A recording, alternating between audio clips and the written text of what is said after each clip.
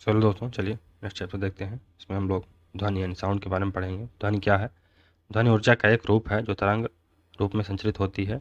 यह ऊर्जा हमारे कानों में श्रवण का संवेदन उत्पन्न करती है। ध्वनि की उत्पत्ति वस्तुओं के कंपन से होती है, लेकिन सभी कंपन ध्वनि नहीं करते हैं। जिन कंपनों की अनुभूति हमें कानों द्वारा होती है और जिन्हें हम सुन सकते हैं, ध्वनि कहते हैं। ध्वनि तरंग, साउंड वेव।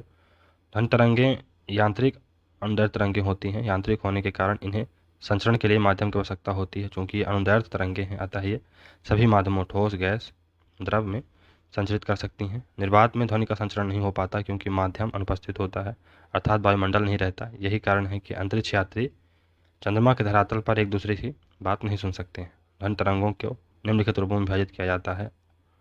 अवसर्व तरंगें यानी इंफ्रासोनिक वेव्स। तो 20 हर्ट्ज से नीचे की आवृत्ति वाली ध्वनि तरंगों को अवसर्व तरंगे कहते हैं। इन्हें मनुष्य नहीं सुन सकते हैं। इन तरंगों का तरंग दैर्ध्य अधिक होता है और इन्हें बहुत बड़े आकार के स्रोतों से उत्पन्न किया जा सकता है। उदाहरण स्वरूप ज्वालामुखी, भूस्खलन, उल्कापिंडों इत्यादि से अपशब्द तरंगें पैदा होती। फिर श्रव्य तरंगे यानी ऑडिबल वेव्स। तो 20 हर्ट्ज से 20,000 हर्ट्ज के बीच आवृत्ति वाली तरंगों को श्रव्य तरंगे कहते हैं। इन तरंगों को मनुष्य सुन सकते हैं। पराश्रव्य तरंगे, अल्ट्रासोनिक वेव्स। 20,000 हर्ट्ज से अधिक आवृत्ति वाली तरंगों को पराश्रव्य तरंगे कहते हैं। इन्हें मनुष्य के कान द्वारा नहीं सुना जा सकता, परंतु कुछ जानवर जैसे कुत्ता, बिल्ली, चमगादड़ इत्यादि इन्हें सुन सकते हैं। पराश्रव्य तरंगों को गाल्टन की सीटी, जिसे साइलेंट विसिल भी कहते हैं, द्वारा उत्पन्न किया जा सकता है। इस सीटी का प्रयोग कुत्तों के प्रशिक्षण में किया जाता है। पराश्रव्य तरंगों की अत्यधिक आवृत्ति के कारण इनमें अधिक ऊर्जा होती है। साथ ही छोटे तरंग दैर्ध्य के कारण इन्हें एक पतली किरणपुंज के रूप में बहुत दूर तक भेजा जा सकता है। पराश्रव्य तरंगों को विभिन्न उपकरणों में प्रयोग किया जाता है। इनके विभिन्न अनुप्रयोग हैं। समुद्र की गहराई का पता लगाने एवं पानी के अंदर नौवहन में पनडुब्बियों द्वारा सोनार का फुल फॉर्म क्या है? साउंड नेविगेशन एंड रेंजिंग उपकरण में प्रयोग। कीमती कपड़ों, वायुयान तथा पनडुब्बियों तथा घड़ियों के कलपुर्जों से धूल हटाने हेतु, कल कारखानों में चिमनियों से कालिख हटाने में, विभिन्न नैदानिक तकनीकों, डायग्नोस्टिक टेक्निक में, जैसे ultrasound machine, echocardiography, ECG, sonography and ultrasonography में इसका प्रयोग होता है। कीड़ों को नष्ट करने में, छिपी वस्तुओं की खोज करने में, स्वचालित दरवाजों को नियंत्रित करने में, द्रव को गर्म करने में इत्यादि। ध्वनि की 40 स्पीड ऑफ साउंड। तो हम जानते हैं कि ध्वनि तरंगों के संचार हेतु माध्यम की आवश्यकता होती है, किंतु विभिन्न माध्यमों में ध्वनि की चाल भिन्न भिन्न होती है, जो मुख्यतः माध्यम की प्रत्यास्था एवं घनत्व पर निर्भर करती है। 25 डिग्री पर ध्वनि की चाल। तो ठोस और अवस्था क्या है? ठोस है पदार्थ, एल्युमिनियम की चाल कितनी होती है? 6420 मीटर पर सेकंड। निकल की 6040 मीटर पर सेकंड। स्टील की 5960 मीटर पर सेकंड। लोहे की 5950। पीतल की 4700। फ्लिंट कांच की 3980। द्रव में तो जल, समुद्री जल में 1531। जल आसुत जल में 1498। इथेनॉल में 1207। मिथेनॉल में 1103। गैस तो हाइड्रोजन में 1284 मीटर पर सेकंड। हीलियम 965। वायु 346। ऑक्सीजन 316। सल्फर डाइऑक्साइड 213 मीटर पर सेकंड। एक माध्यम से दूसरे माध्यम में जाने पर ध्वनि की चाल में परिवर्तन आ जाता है। यह परिवर्तन तरंग दैर्ध्य में परिवर्तन के कारण आता है।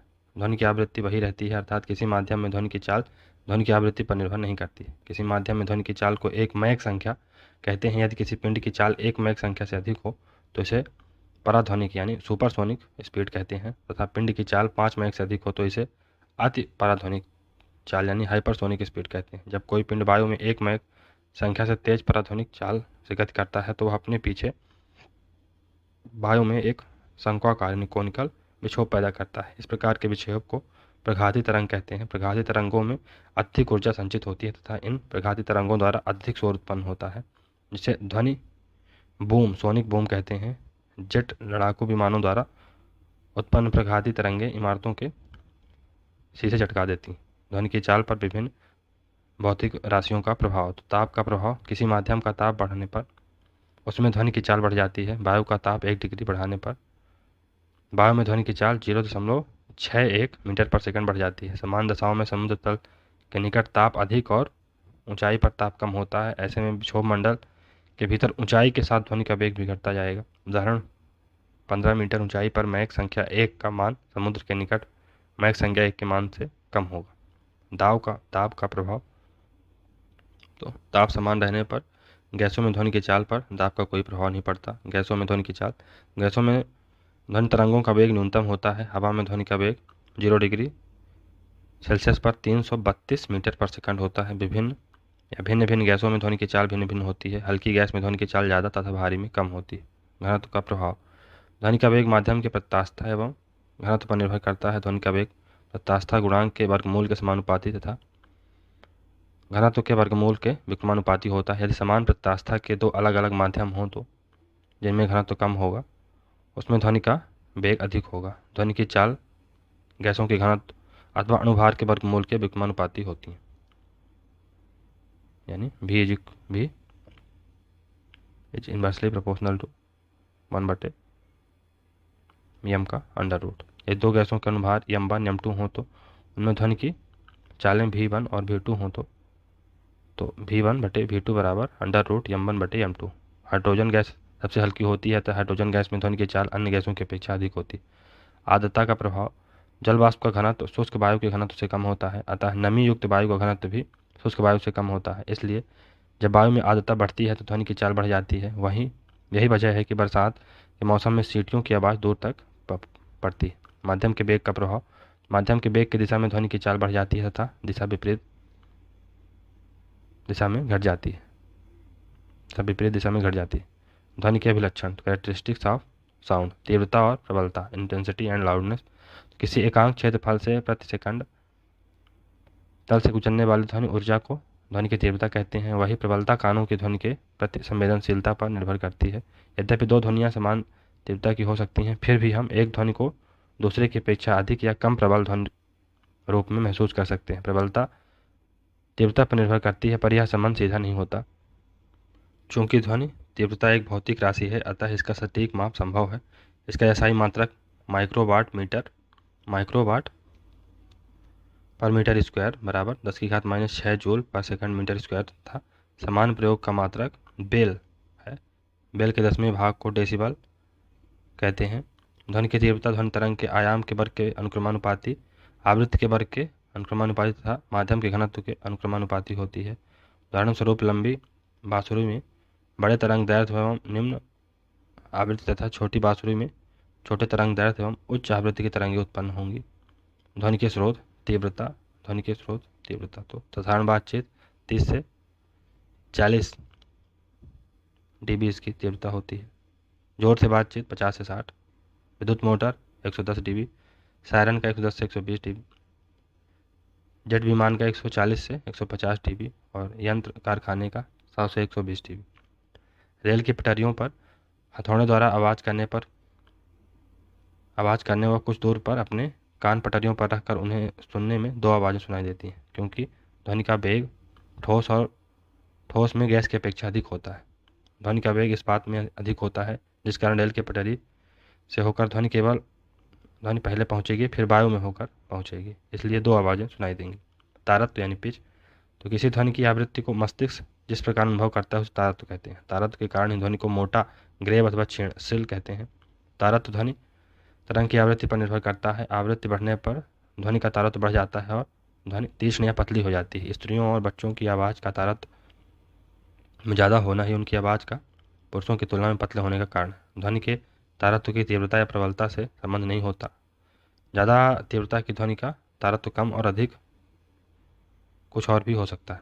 तो निम्न तारत्व की ध्वनि तरंग ये, और उच्च तारत्व की गुणता यानी टिम्बर। तो ये ध्वनि का वह अभिलक्षण जो समान प्रबलता और तारत्व की दो ध्वनियों में, अर्थात समान आयाम और समान आवृत्ति की दो ध्वनियों में अंतर करने में सहायता करता है, गुणता कहलाता है। उदाहरण के लिए, जब सितार और बांसुरी पर एक ही सुर बजाया जाए तो उसमें उत्पन्न ध्वनि का भेद गुणता के कारण पहचाना जा सकता है। गुणता की भिन्नता के कारण ही हम अपने पश्तों की आवाज़ पहचान पाते हैं। एकल आवृत्ति की ध्वनि को टोन कहते हैं और अनेक आवृत्तियों के मिश्रण से उत्पन्न ध्वनि को स्वर, नोट कहा जाता है। सामान्यतः सभी संगीत पद्धतियों में विभिन्न आवृत्तियों वाले टोन होते हैं तथा उनकी पुनरावृत्ति द्वारा संगीत उत्पन्न किया जाता है। भारत की संगीत पद्धति में 7 टोन एवं उनकी आवृत्तियाँ इस प्रकार है: सा, रे, गा, मा, प, ध, नि। तो हर्ष क्या है? सा की 265, रे की 294, गा की 330, माँ की 349, पा की 392, धा की 440, नी की 494। डॉपलर प्रभाव क्या है? तो किसी तरंग स्रोत तथा प्रेक्षक के मध्य सापेक्षिक गति के कारण प्रेक्षक को तरंग की आवृत्ति बदली हुई प्रतीत होती है।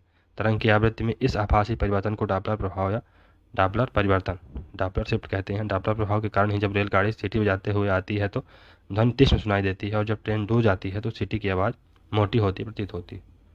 ध्वनि का परावर्तन, रिफ्लेक्शन ऑफ साउंड। तो किसी सतह से टकराकर ध्वनि का वापस आना ध्वनि का परावर्तन है।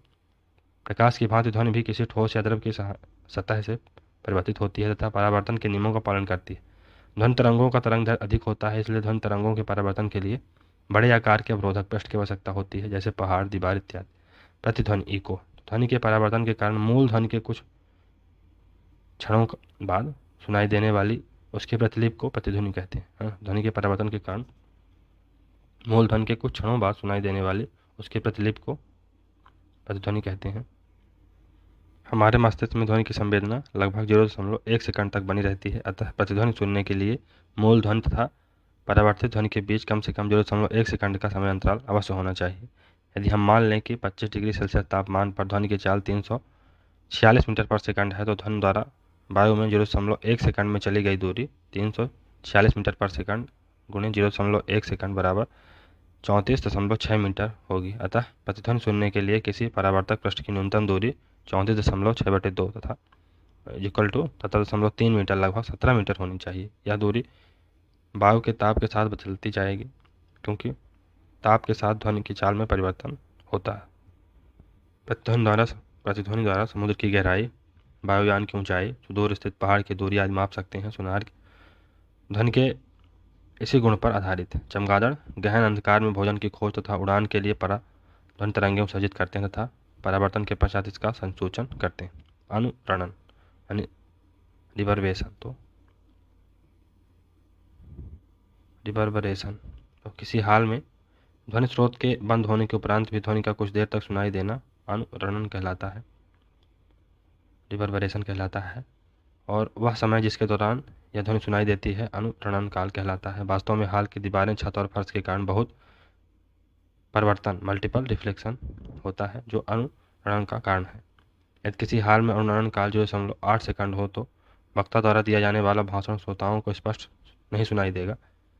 इससे बचने के लिए हाल की दीवारों को मोटे सरंध पर्दों से ढक देते हैं या हाल की दीवारें खुरदरी बनाई जाती हैं। अनुरणन रोकने के लिए ही संगीत कार्यक्रमों, म्यूजिक कंसर्ट ने के हालों की दीवारों को ऐसा बनाते हैं कि वे ध्वनि तरंगों का अवशोषण कर लें। साथ ही फर्श पर कालीन का प्रयोग भी किया जाता है।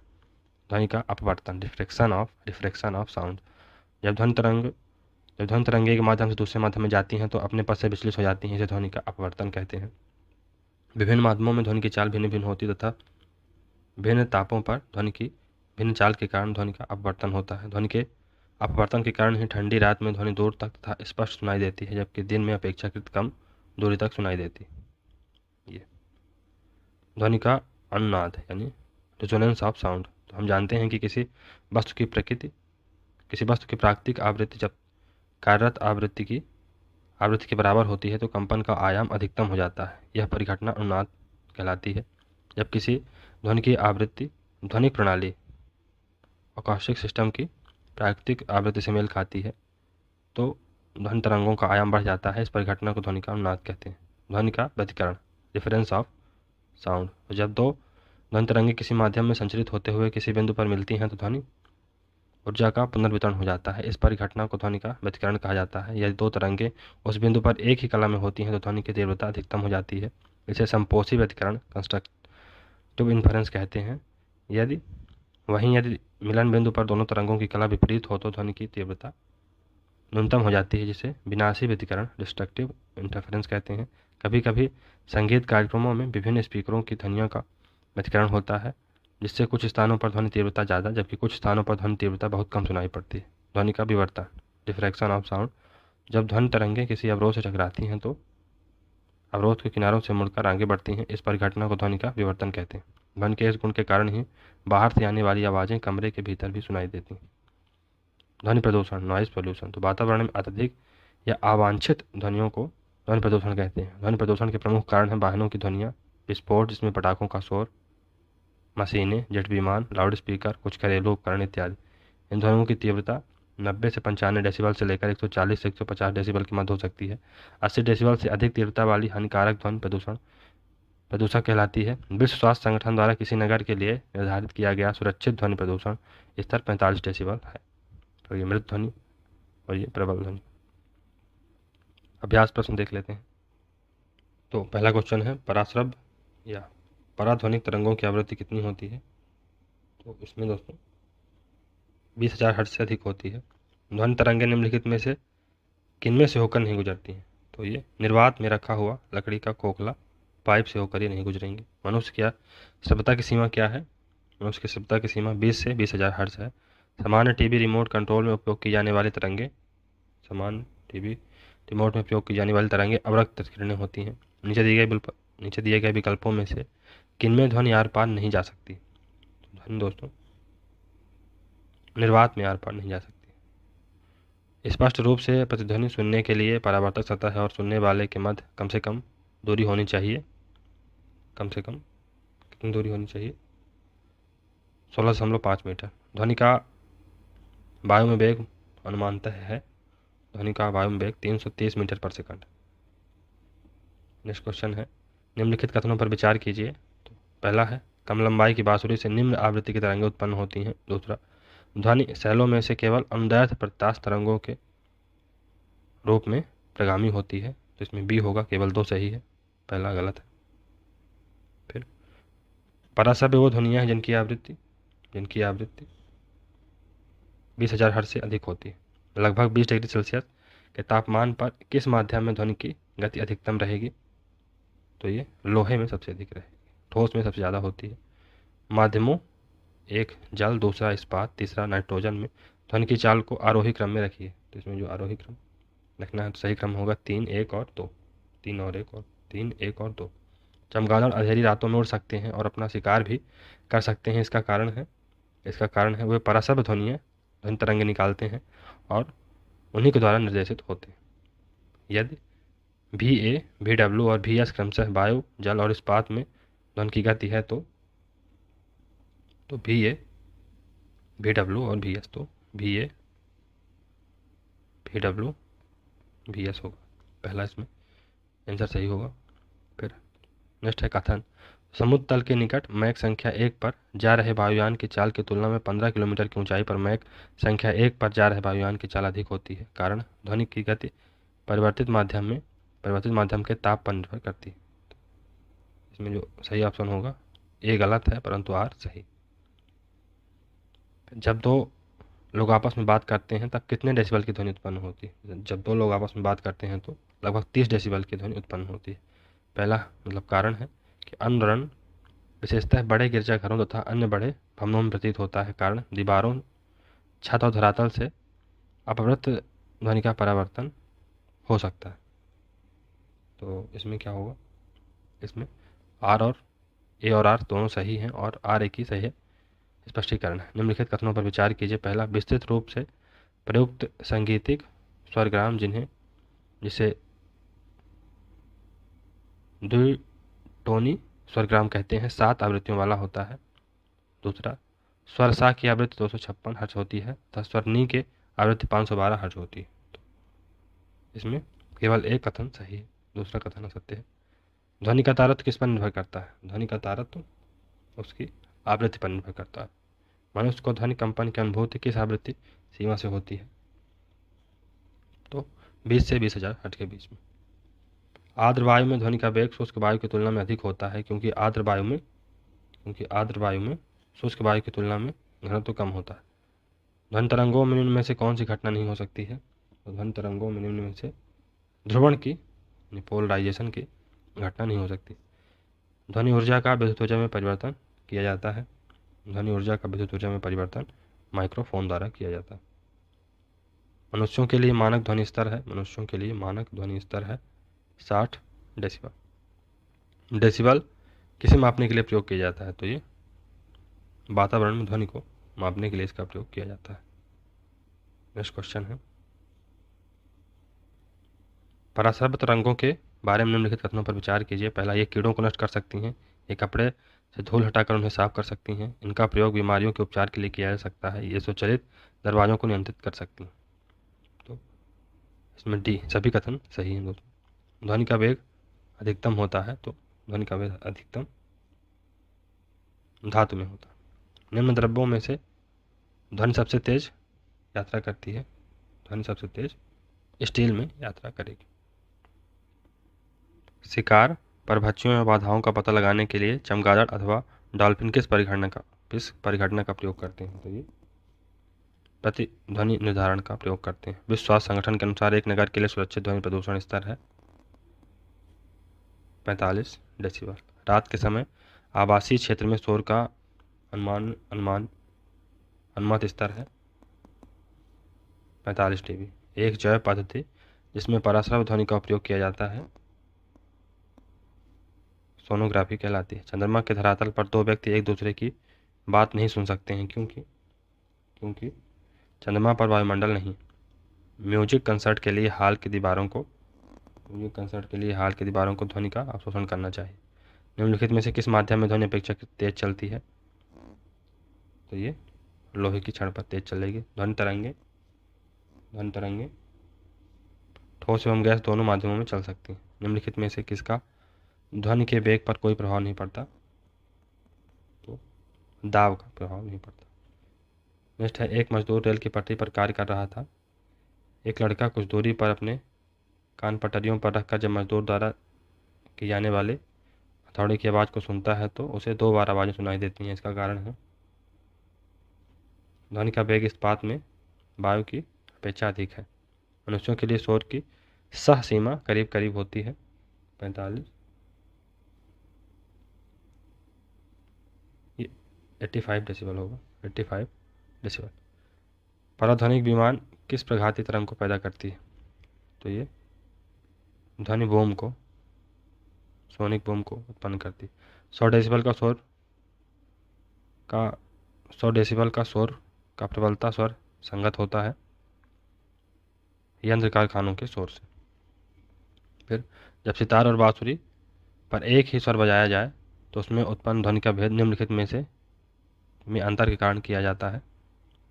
तो इसमें केवल ध्वनि गुणता के कारण इसमें अंतर किया जा सकता है। ध्वनि के स्रोत एवं परावर्ती सतह के बीच न्यूनतम कितनी दूरी होनी चाहिए जिससे कि प्रतिध्वनि स्पष्ट रूप से सुनाई दे? तो 17 मीटर होनी चाहिए।